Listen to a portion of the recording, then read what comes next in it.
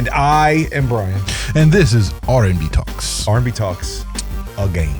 And now for the headlines in today's special episode. I'm kidding. Brian gave me paper. Yeah. Apparently, I am Fred Flintstone. He gave me paper. I printed things It's out. 2025, yo. And brought them, and he looked at me like I brought him, like, dirt. It's weird. I thought we were doing good with printouts, and then all of a sudden I was like, oh, well, don't I feel like I'm 7,000 years old? It's weird. I may as well have brought in stone tablets. I know. You might as well. That's true. By the way, what is the point of printers nowadays? They're almost unneeded. They print your return labels in case you can't take it to a UPS store. Yeah, fair enough. But I mean, like, I don't know. Like everything's digitized. Like, yeah, almost everything is in the even your photos, like that you can get like sitting right over there as a photo printer, but we never use it because we always order the photos from the Walgreens over here. Yeah, I mean Walmart, man. know, Walmart even gives you cloud storage to store all your photos. You can order it straight from Google. If you got Google Photos, order it straight from Apple. All kind of stuff. It's kind of wild. Crazy. All right, so look, there's a key before we get into today's thing. I saw this and I didn't get a chance to like dig into it too much, but it's an interesting thing where they said like the bulk of the U.S. economy right now is only between 7 companies. You have like OpenAI and NVIDIA and Google and Microsoft, Apple. And it's these tech companies, and they're just in a big circle, sending each other like all these deals between them, and they're just all this money is flowing between all these different things, and that's really the bulk of the economy. I mean, we're talking trillions of dollars are being circled through all these different OpenAI and Microsoft and Google. And if you think about it, it's crazy. If you think about it, like Google essentially holds the fate of every business in the world, because if you go to find something, what's the first thing you do? You Google it. I do not. Will you like put up smoke signals? No, I use a different search engine. I got tired of Google a long time ago because it was they tailor and restrict your results based on its algorithm, which is favored, and that's shown in the technology they use. So it's not a true non-agenda driven result search engine, and I don't know, so I don't use it. I don't know that it has an agenda when I ask it where's the closest target. They've put an agenda in it, is what I'm saying. You know, and I don't deal with that, so I go other places. Anyway, I digress. But anyway, the whole thing I was pointing out here is that the astronomical figures that are circling between these core companies with Oracle and OpenAI and Microsoft and all this stuff, it is insane. And if that's the bulk of the economy, I mean, that's obviously not trickling anywhere outside of this large tech circle of stuff. And especially when you're talking about with all the AI advancements in computing, especially the chips and stuff that especially NVIDIA is doing here lately, it's mountains of dollars. There's a bunch of zeros, man. Well, I mean, honestly, my wife and I were discussing this actually, I think today, and we were talking about Bitcoin. And the only conclusion you can really draw is if this is going to continue to cycle into being a tech-oriented society, that eventually there won't be any paper money. It'll all be They wanted to be that way. I mean, they've been pushing for that stuff for a long time. But I mean, at the same token, but to me, that's one step away from social credit scores too, which I'm not okay with. Yeah, like I don't want, like in China right now, they can restrict what you do with your bank account because they have social credit scores. Well, I don't want that. I don't want anybody. Don't be messing with my money. No, I have a right to be an asshole. Yeah, that's okay. We all do. All right, look, let me get in. I want to really get into this because I think this might be longer than an episode worth of stuff, but it's a subject I wanted to bring up. So, I was in a conversation with a person. I'm not going to reveal any names. With or whatever. A human. It was with a human, actually. It wasn't with an AI bot. With a human that I know, and we have a mutual a mutual person we know. This mutual person we know is like a devout Christian. They go to church. They actually worked in a church for a long time. And we were talking about the situation that this particular person had committed some stupid things, adultery and some other things, caused a bunch of ruckus, and it really hurt people. And it's caused this whole rift and everything else. It's just awful. And my atheist person here says, I'm over here minding my own business, not hurting anybody. And look at you, religious Christian people in your church. And look what you're doing. And so that in itself is like, well, that statement within itself doesn't make any sense. Well, if you're over there minding your business, you're not going to have any idea what I'm doing. Well, okay, but we're having this conversation. Yeah, so I mean, the whole point here is that and I've had this conversation with other people. I've actually debated this topic. As have I. But here's the deal. Let's be real for a minute. That does sting because obviously, like, we don't want to hear anybody that is in the church acting in accordance with things that are outside the church, right? Or we like that the hypocritical finger pointing is like, well, you got to say, yeah, you're right. They shouldn't be doing that. Yes, but also, just because you accept God doesn't mean you do not sin, right? Like, this is one of those things where should we be okay with it? No. Should we not expect it? That's a different story altogether. I mean, I've known guys who I thought were pillars of marriage relationships and that like do stupid stuff and lose everything because of it. And I don't think they're a terrible person. I just think you screwed up. Everybody's going to screw up, and they're going to screw up on different levels, right? But I will say that when you're in church, our responsibility is when we see it going on as brothers in Christ, it's to call it forward. Go sit down. What does it say? Sit down with them. And if that doesn't work, sit down with them with a partner. And if that don't work, go get to church. Like it calls for, I don't think it calls for us to judge them. I think it calls for us to try to be a reorienting of their compass, so to speak. Well, you look at several things here, man. Let's just talk about this hypocrisy. Yeah. Okay. We are human, even in the church. We are hypocritical. It doesn't matter what you do. There's something you're hypocritical about. Yeah. Like you're human, right? Yeah. And so the thing is, like, how are we reflecting our belief system to the rest of the world? And there's a part of this that it'll anger you. That's like, why do I have to have this conversation again? This idiot over here who says he's a Christian and works in a Christian, does this, doing this nonsense. And now here I am I have to defend my position on my faith because of some moron who chose the wrong thing. But it's also an opportunity at that point because you obviously have these lost people who are so not correct in what they think and everything else. But the long and short of this is really, and this is what we're going to get into. It's like, there's part of this is like, well, if you look, and what I wanted to find out, like if you look at the Christian body, do they commit less immorality or less crime than secular people or anything? Is there any data whatsoever to do that? And if there is, like, what does that say, and in which way is it? Because I wasn't for sure. So we're going to get into that today.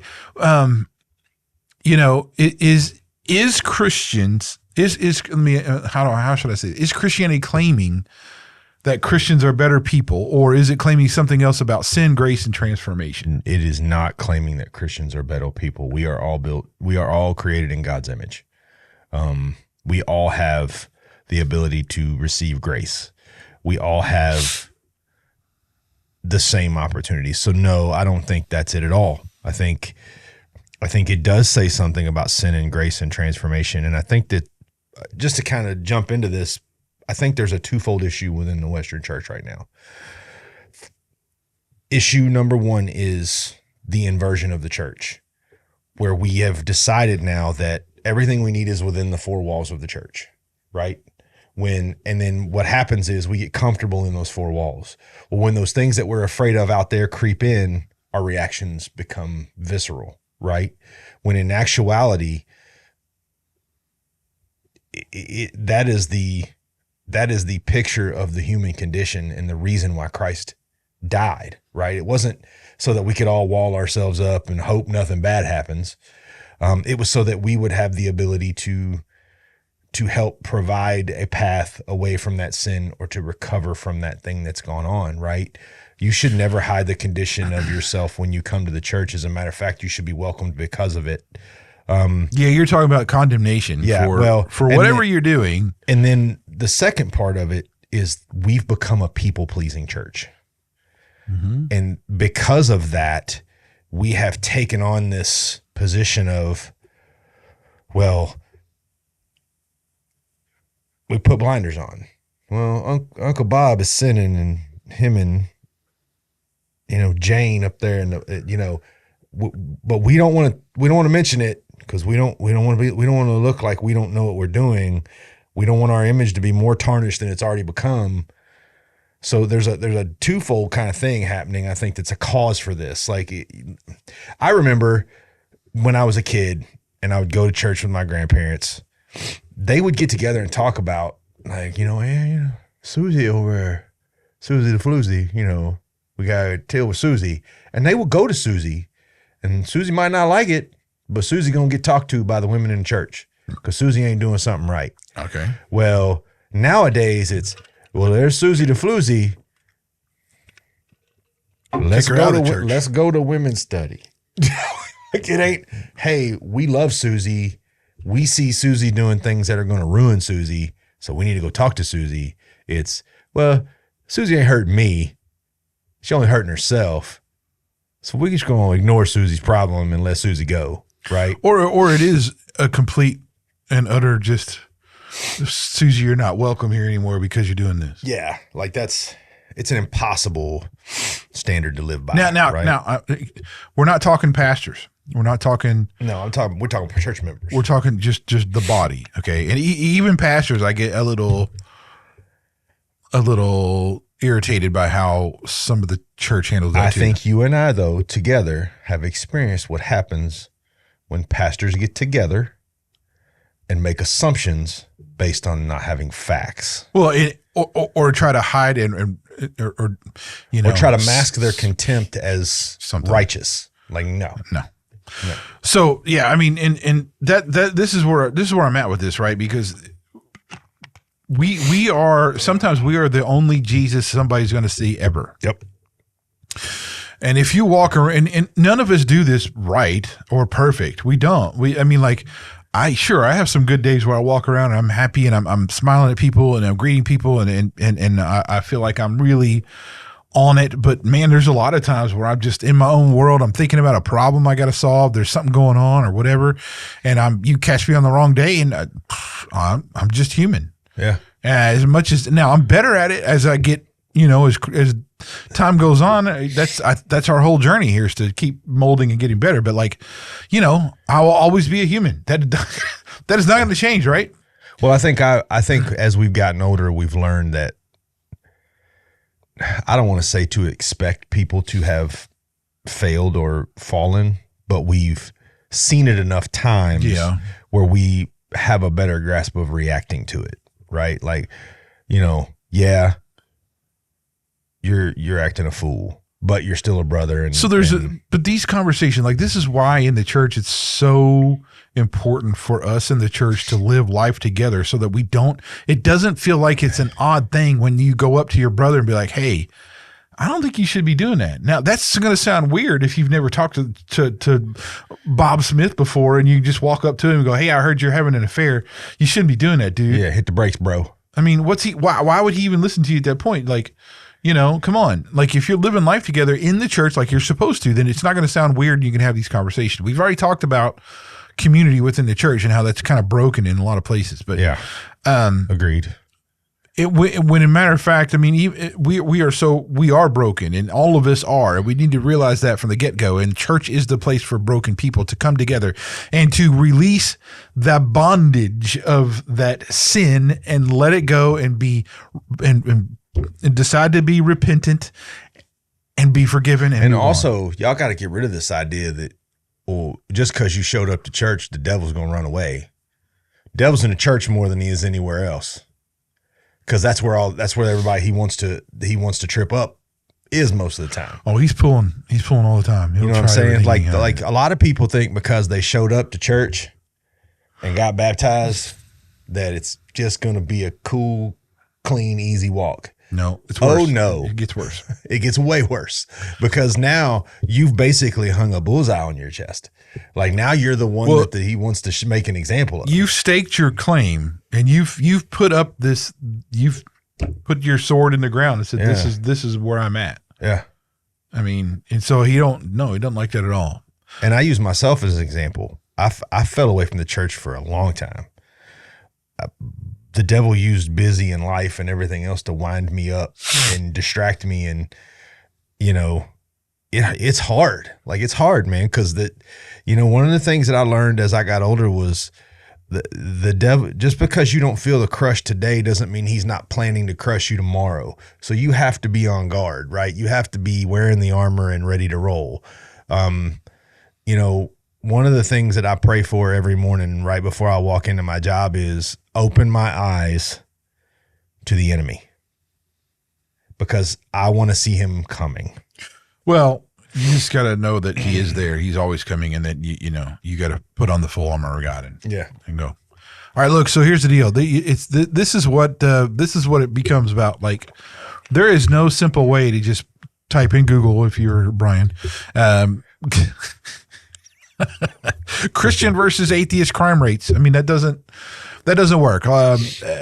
Any crime reports or the FBI do not record religious affiliations when they're doing arrest tables or anything like that. There's no like Christians versus atheists thing. Yeah. There is surveys that go out and they do ask this question and that does get answered.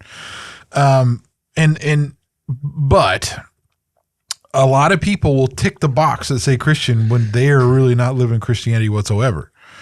So here's what I want to tell you about the research. It doesn't go into crime reports like that, but there is stuff that say religiously engaged or less religiously engaged. But that doesn't mean you're a born again Christian or a convinced atheist or something like that, right? It's still a gray area for data. Yeah. Right. Uh-huh. So there's no like data that says stats prove Christians are more morally centered than that there's none there. But here's what some studies do say, and that is higher religiosity, meaning that the higher you're engaged in a religion type of thing, that tends to correlate to slightly lower crime and infidelity. Okay. And I will point out this slightly kind of thing, because that's, again, we're talking subjective here. But at the regional level, it all goes to, it all disappears, because at the regional level, there's all kinds of other variables that get roped into there, and it doesn't really, the data is kind of all over the place again. So individual religiosity versus crime delinquency. Okay. There's a couple things here I'm going to point out, looking at my notes here, because there was a Bear and Wright in the Journal of Research in Crime and Delinquency back in 2001. They did 60 plus studies. Religiosity, beliefs plus practices, has a small to moderate deterrent effect on crime and delinquency. Modest, think like it's just like a tick down on the risk of these things. It's not really big at all. Then there's another study back in 2015. It focused on teens, and it said higher religious involvement linked with lower delinquency and drug use.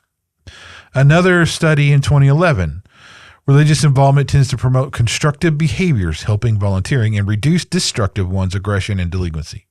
So at the individual level, and there's more than this too. Like there's a bunch of stuff that go into like it's violence versus this versus that. So Salas and Wright in 2014. It had a national data on some adolescents found that certain aspects of religiosity, attendance, importance of faith with their personal belief system are associated with lower odds of violent behavior. So at the individual level, it seems that from some studies, there is a slightly nudge, and I would say it's a slight nudge, slightly less risk of violence or criminal behavior or infidelity or sexual immorality kind of stuff if you're engaged. Okay. That's what you can tell by an individual level from some of the studies I was able to dig up when I was doing research for this. That's, right? That's very telling in a lot of ways. I mean, it fosters a question.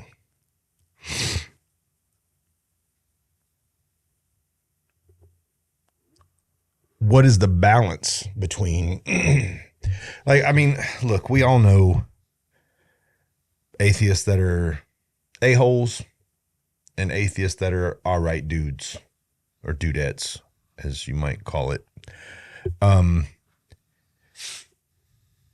Do you think that there's any falsity in the data because of the broad spectrum of the test group? Like, do you think if they refine the questions to be a little more precise, that we would have better data?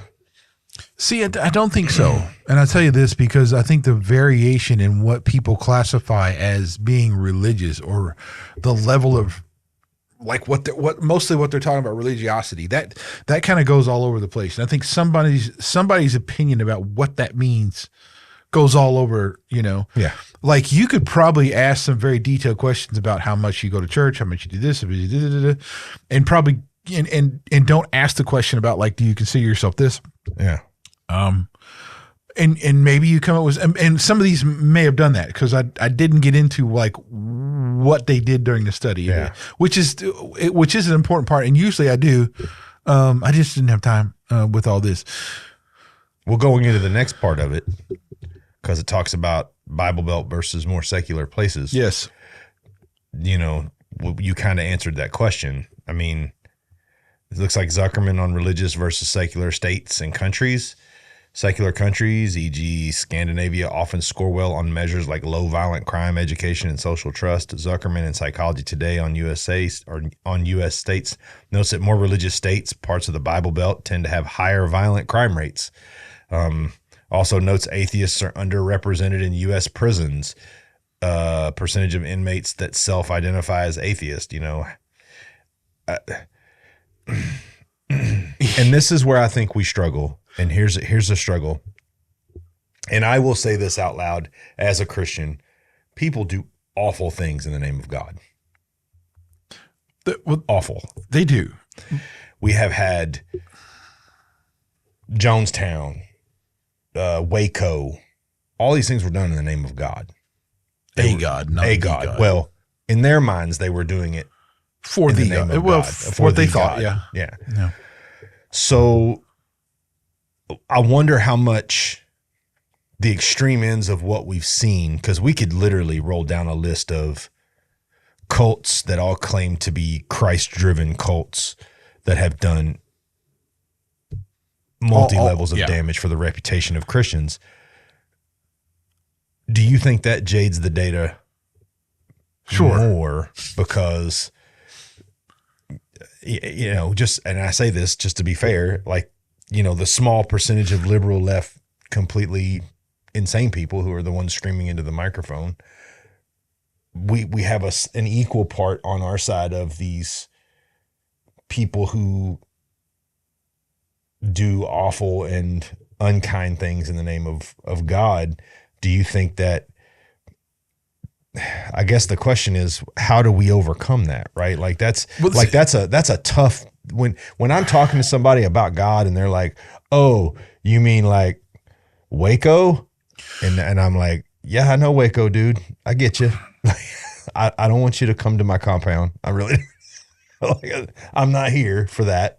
But how do you overcome that?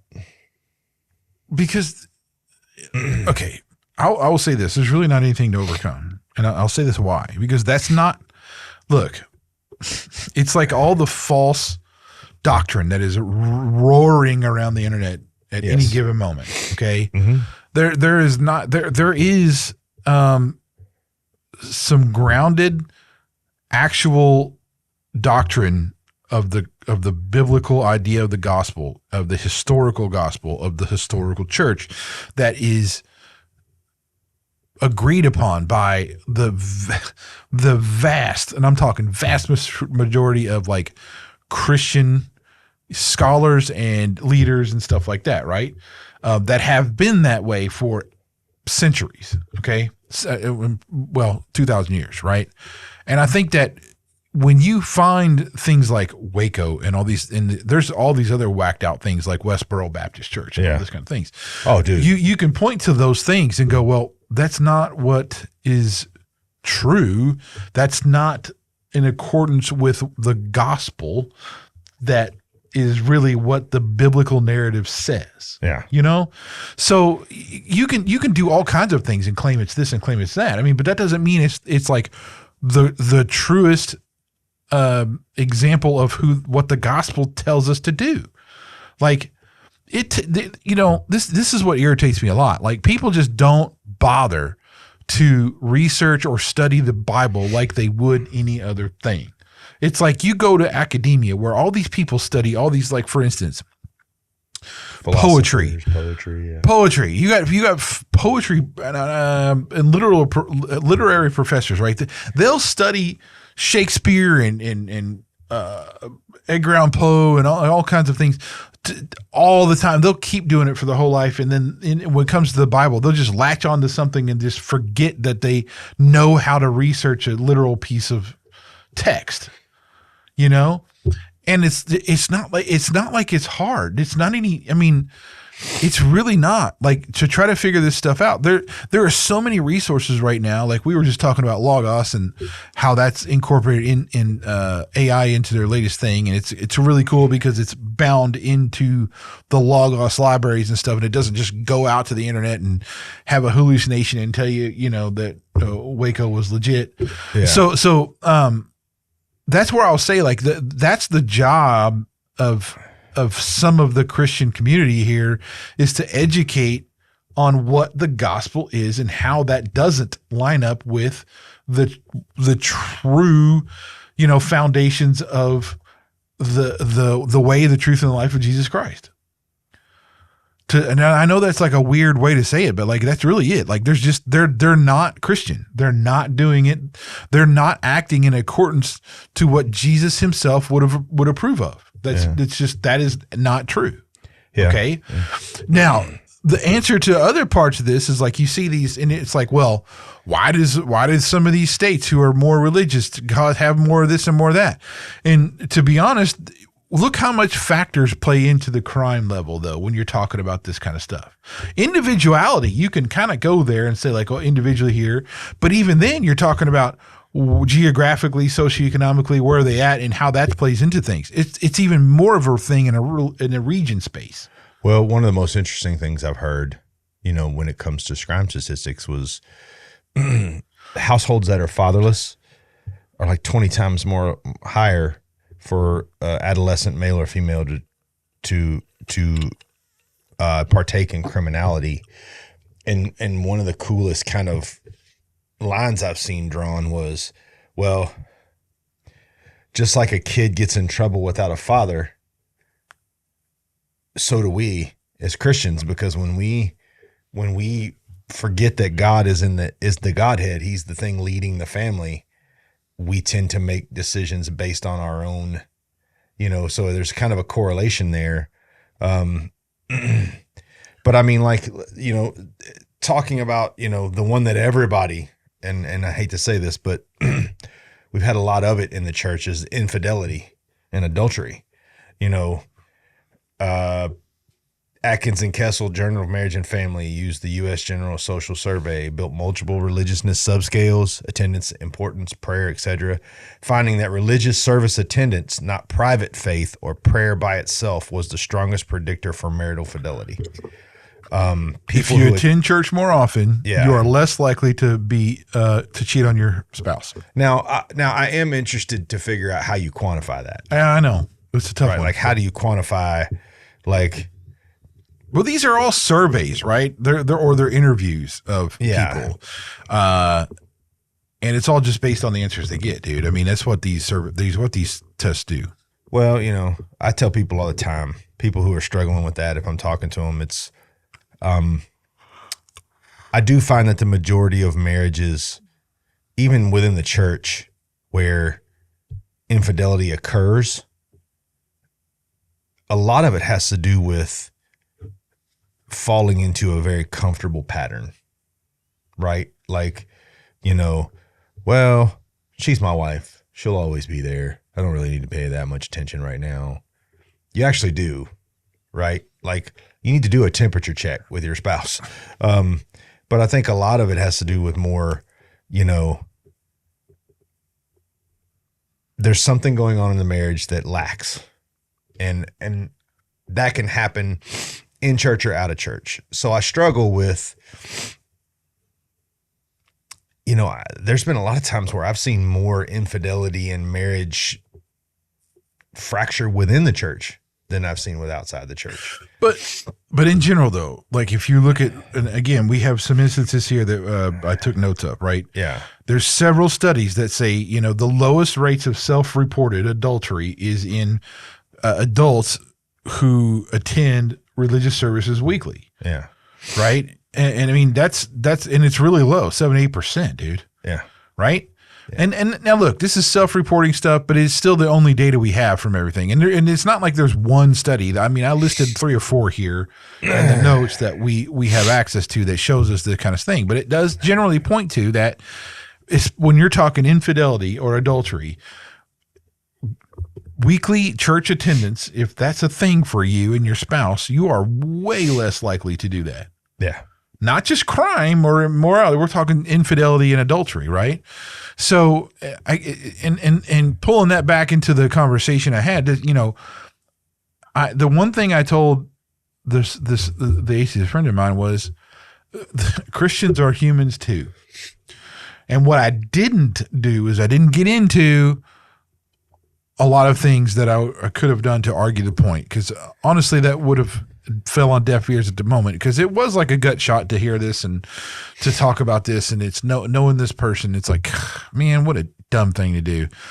So, but at the same token, I just wanted to get the data, and I thought this was an excellent point to bring here to see, like, well, is generally like, are we just human and we're just going to do the same human things as any other thing? It's the same we find in the Christian church as outside the church. And the answer is, well, no. Actually, we have some real data that says that the church attendance that happens actually does cause us to have a lower case of infidelity and adultery, and does lead to a nudge in the lower risk column of crime and, violence and stuff like that. So this all comes down to, like, I don't want to say like who's the more moral, right? Because that really doesn't do that. But I think we can say from the data that is available, you are less likely to be involved in criminal behavior or violent crime or infidelity or adultery if you're going to church and you're engaged in the church. And it sounds like from the studies that we looked at, the more you're engaged and the more you're actually following that path in the Christian church, the less that is even too. Yeah. That's just from the data from the studies we have. There, and I look, I have a page after page of, I think you probably got exhausted with the references. Yes, there was many. Yeah. So I'm not going to put all those in the YouTube video here, but if you want them, feel free to ask, and I can point you to those. Well, and I think a lot of it too is, I think accountability has kind of waned in the sense that, maybe part of the reason why there's not a discernible difference between one and the other is because accountability means something different to both sides. Most atheists I know believe and truly believe, even if they're married and have kids, that the only accountability they hold is to themselves. Whereas when you're going to church and you feel the accountability of your brothers in the church and your sisters in the church, and you got accountability to Christ, and then if you're married, you have the accountability to your wife. You take all those things. We're taught in church that those are important roles, and that we need to treat those with great care and love. I think that would probably be a major reason why there's less inside the church, right? Because once you decide to make that commitment, make no mistake, once you become part of the family of Christ, accountability actually goes up, right? Like, you become accountable for your role in the church. You become accountable for your leadership in your family. You become accountable for a whole lot more things. Well, the more things that you have holding you upright, the less likely you are to fall. Whereas if all of your accountability is just, well, I'm only accountable to myself, well, you're going to make a ton of mistakes because you're really not going to take into consideration the pain or the angst or the reputational damage you're going to cause by doing something stupid. Yeah, I know. And I mean, stupid happens. So it does. Even in the church, stupid happens. So here's what I would like to do. If you want, and if you wish to participate in this conversation, in the comments, put down the situation where you saw or experienced or whatever, some immoral stuff in the church and how that was handled. And heck, for that matter, if you saw some immoral stuff in your workplace, or you saw some immoral stuff happening in, you're amongst family members, we're glad to kind of help you broach that too. I mean, well, not just that, but like, in the church or out of the church, what happens there? How's those conversations go? Are you involved? Have you not been involved? What do you see it happen, and all that kind of stuff? I think next week we'll get into what the actual Bible says about Christians and sin and hypocrisy, and also the big one that I'm gonna have to cut short because it's one of my favorite topics of all time is the origin of morality and where your morality is based on, because that is a huge point for the existence of a creator. Yeah. So both of those we'll get into and next week, and we'll wrap that up back into the story about where it could go, where it doesn't, and kind of how to approach this from an argument. But that sets it up. And I think if we go too much farther, we're going to be right in the middle of something. So let's just cut it here. And as I said, hit us in the comments if you want, especially if you want any of the studies or whatever. And catch us next week for the part 2 of this, where we talk about what the Bible says about these things, and pull up some C.S. Lewis and smack you in the head with some mere Christianity. Yeah, I like it. I like it when you get excited. Yeah. Woo! I'm Reggie. I'm Brian. This is R&B Talks. See ya. Bye-bye.